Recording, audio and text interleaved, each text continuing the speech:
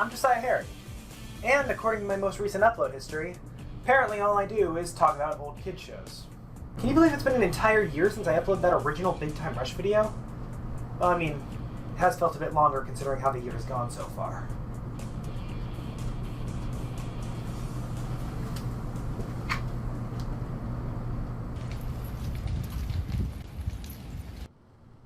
Ah yes, 2020.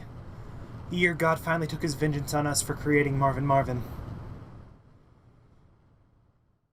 Anyway, seeing as it's the most popular video on my channel so far, I figured it would be corporate suicide not to try and capitalize on that in some way, and do something for the 11th anniversary as well. Now you might not know this about me, but I actually recently started a musical journey of my own. Your actions, they can curse me, and yet your light still hurt me.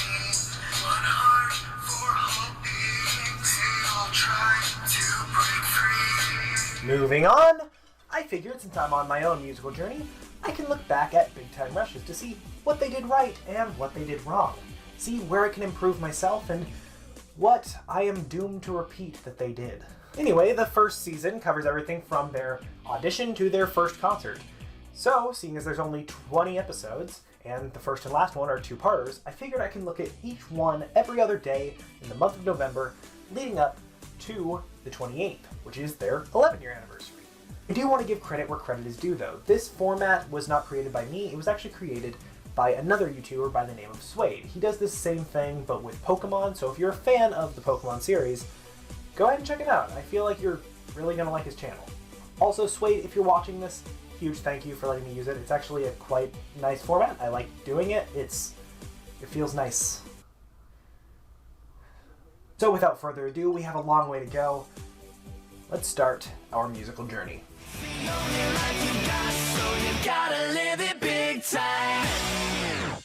Synopsis. Cue the awesome theme song, and we open on our rock stars to be being chased by adoring... Wait a minute. Yeah, as it would seem, these four boys indeed are not rock stars, but rather just high schoolers pulling a prank on the girls' field hockey team. They pull the valve, and it goes about how you would expect. Give James the helmet. We gotta protect the face. Right. I love you guys. Time in. Back at the guys' place, they're watching what you'd expect any teenage boy to watch, honestly. And James makes an offhand comment about how he wants to marry the pop star on the TV. Logan asks how he's going to accomplish that, and all the boys try to stop James, implying they've gone through this same exact situation before. Although, if they've all gone through this before, why doesn't Logan know? Then, like any good hero's journey, adventure calls. The television informs them that a 90s music producer is in town looking for someone to turn into the next big time rush. They only have a half hour to get there, so seeing as they can't get a hold of any of their moms, they opt for the next best thing. Kidnapping the elderly next-door neighbor in exchange for offering to shovel her driveway. As they rush, we see the other side of the coin, and we follow the music producer looking for his next big star. And while at first he comes off a little harsh, and he is, the boys get there with a minute to spare, and despite James being the only one who truly wants the audition, they all get the chance to impress the music producer. First off is Logan. Initially against the idea, since he doesn't sing, he decides to beatbox, as per Kendall's suggestion. Next up is Carlos. Now this should be interesting. What does Carlos...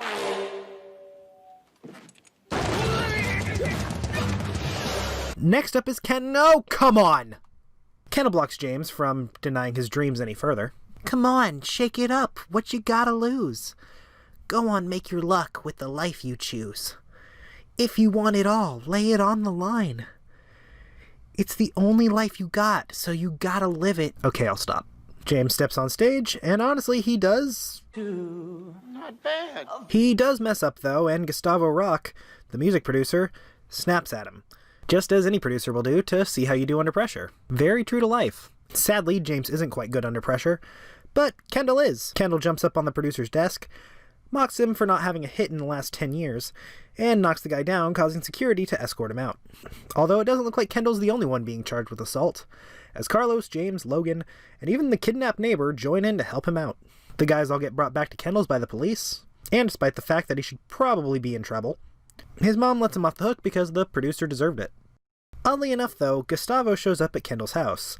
I'm just gonna assume he got it from the paperwork they had to fill out. Mr. Rock says he wants to take Kendall to Hollywood to help make him a pop star. But when Kendall is asked to give a choice, he says No. Gustavo is upset, to say the least, but his assistant Kelly hasn't quite given up on him yet, and gives Kendall her card. The next day, while Kendall's at work, all the other guys are there with him. Also, I hope he's on break, because my boss would never let me hang out with friends like this, even if it was a slow day. Off topic, but I actually really like Carlos's shirt here. It looks very similar.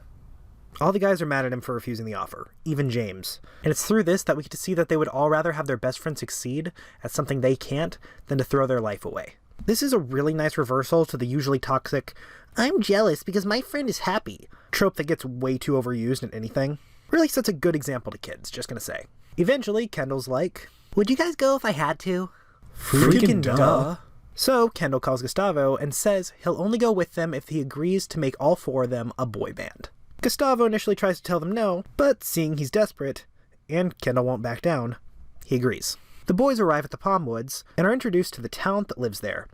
A child actor who hates acting named Tyler, a method actor named Camille, a songwriter everyone calls Guitar Dude, a dog with more charisma than I'll ever have, and the jack of all trades Jennifers. After seeing how rough Hollywood actually seems compared to the movies, the guys agree to a pact to make sure they don't forget who they really are and don't let this town know that was fast. Back at the studio, Gustavo meets with the CEO Griffin, leading to this little power move of an exchange. Hey, I have been meaning to call you. Yes, and I've been meaning to teach my pet liger sign language, but I didn't either.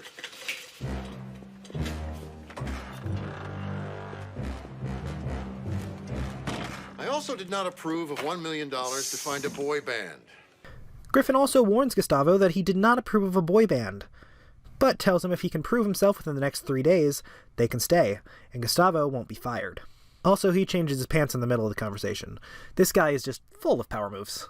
Brilliantly, they transition to the boys arriving at the studio, and we're given a few examples of boy bands past, quickly followed up by a cameo by Nicole Scherzinger. As she lets our guys know, Gustavo is ridiculously hard to work with. Beginning the 3-day rock boot camp, they try to learn dancing, and it goes just about as well as the times I try to dance at work when I think no one's watching. Stage 2 of the boot camp, the marketing team tries to find the boys a new look, all trying to appeal to the female demographic. If you want to hear my thoughts on this, you should check out my Big Time Rush video I posted last year, as I talked about this exact sequence. Finally, we get to the song they'll be learning to impress Griffin. Don't you know it's girl time? Yeah, obviously the boys see the problems with the song, and ends up causing Gustavo to get so angry he causes a negative 3.1 earthquake. I wish I was joking. They hit the studio, and it goes about as well as anything else. The fighting continues out to the Palm Woods, but before any real damage is done, Kendall's little sister Katie pushes them all into the pool, allowing them to take a step back and look at themselves for what they've let this town do to them. They all sit together by the pool, and realize the most disappointing part is that they never actually got to sing together. They sing a silly song by the fire, which makes everyone applaud them. That's when Kendall realizes he doesn't want to be a professional hockey player. He wants to be able to have a good time with his friends. And at that moment, the best way to do that is to see this through and become a band. He asks the others what they want, leading to this little exchange. So what's the play? Dump the puck or big time rush? Big time rush. Big time rush. Big time rush. Big time rush. The four soon-to-be pop stars return to Rock Records, agreeing to follow the directions no matter what, with the only condition they have being that they get to sing a song that they wrote instead.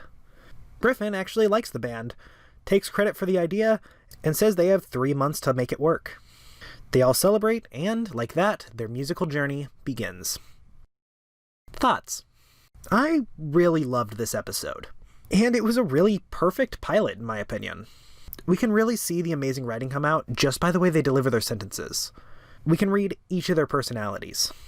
Kendall, the one egging Carlos on, telling him it might be his only chance to pull a big prank like this. Logan trying to urge him away by expressing his worries about getting hurt, using calculations to prove his point. Carlos reacts by putting on a helmet and rushing straight to the sprinkler valve. And James isn't really paying attention, only butting in to mention that he had another dream about being a pop star. I also love their group dynamic, as even though they have very different personalities, we can also see why they get along so well. As once James is cued into what's going on, he's 100% on board with pulling a prank on the girls himself. The only one not quite on board is Logan, but all it takes is the other guys jumping in to convince him, showing that he really wouldn't live an exciting life if it wasn't for the others. I also want to point out something I never quite picked up on earlier viewings. To me, it seems like Logan is actually a new addition to the friend group.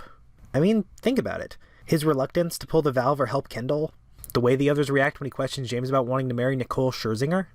Almost as if he's learning this for the first time, while they've heard all this before. I don't know if this is the writer's intention, but I almost want to keep a closer eye on any episodes written by Scott Fellows to see if maybe he hides any other clues in future episodes. Like I said, it could be something completely unintentional, but that's just how I'm reading it so far. I also just want to say I love James' performance on stage in this episode. Don't get me wrong, it's not great, but it's not supposed to be either. He's a nervous kid doing an audition, and his voice cracks. That's normal. The exact same thing happened to me when I tried to audition for something similar to this. As someone who hasn't been to anything like this probably wouldn't even notice his mess up, but anyone who has would relate. Here's my evidence. Right into it. I'll tell you when to stop, though. Sorry. I'm sorry. Voice crack. Oh wow, I was 30 pounds heavier. That's a little embarrassing. It's semi-realistic this way. I mean, there's a reason that people say the most unrealistic part about this show is that the producer goes to Minnesota to find a pop star. I also think this episode teaches some really important things about growing up, learning who you want to be, and staying at a job you hate. But I go into more detail about that in the video I made last year, so if you really want to hear my thoughts on that, go ahead and watch that. Link will be in the description and in the end card. As for where I'd rate this episode, the reviewer I'm borrowing this format from uses Pokeballs to talk about how good or bad the episode was. That doesn't quite work for this series, but I think I have my own system.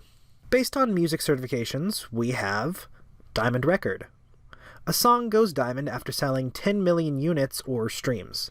For me, an episode gets a diamond score only if the flaws found in the episode are so minimal they functionally don't exist. Not to say the episode doesn't have any problems, but the problems just don't stand out compared to the rest of the episode. Platinum Record. A song goes platinum after selling 1 million units or streams, and in my eyes, if an episode gets a platinum, that means it has flaws, and might not appeal to everyone, but I feel like enough people should be able to find something they like about the episode, and it might even convince them to watch more of the show. Gold Record. A song goes gold after selling 500,000 units, or streams. No one can deny an episode given this rating isn't the best, but it is better than others, and sometimes might surprise you.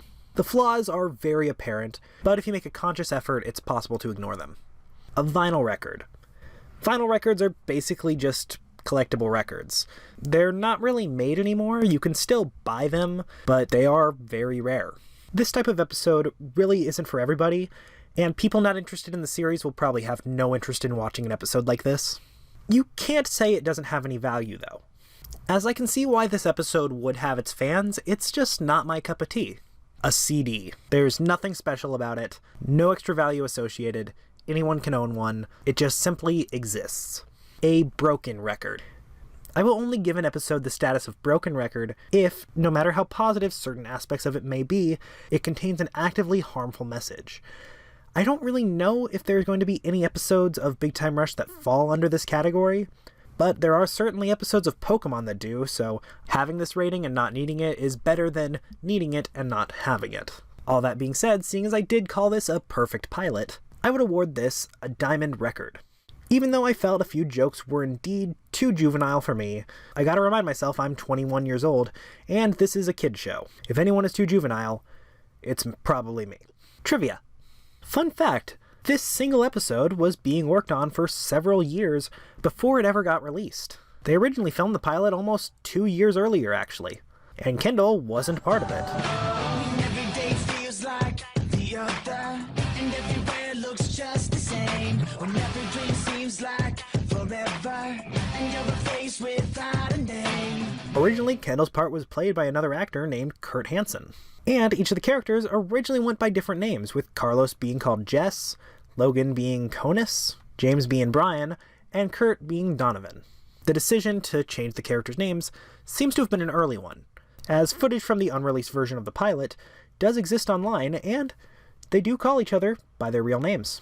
Interesting changes to the original pilot include Katie originally being 16 instead of 12, them singing This Is Our Someday instead of the song Big Time Rush, which, fun fact, that song wasn't even written before Kendall joined the group, so there you have it. And most importantly, the original pilot doesn't include the Giant Turd song. It's hard for me to say whether I would like that version better or not, but if anyone knows where to actually find the full thing, or if someone who has it saved as a file wants to send it to me through an email, I do accept DMs on Instagram. My Instagram is @JosiahHerring. If you send it to me, I can give you a shout out. Unless you'd rather I keep you anonymous, then I'll keep you anonymous. Well, I did have to do some digging to find this trivia myself. I should credit my sources. I got most of this information from the Big Time Rush fan wiki, specifically the blog BTR Without Kendall. And for a few specific details, I went ahead and watched an interview with Anthony Padilla and James Maslow to celebrate the 10-year anniversary of the show. If you want to fact check me, feel free to do so in the comments below. And if it's a big enough slip up on my part, I'll try and have your comment penned, assuming I haven't already done that to someone else. Well, that was Big Time Audition. A very promising start to the series. I really hope they can keep this train rolling. So, join me next time when we talk about the next episode. And make sure not to miss the bus. When the window blew out, I fell, cut myself. As the blood spilled, I was helpless, nearly killed. Your actions, they did curse me, and yet your lies still hurt me. One heart for hoping.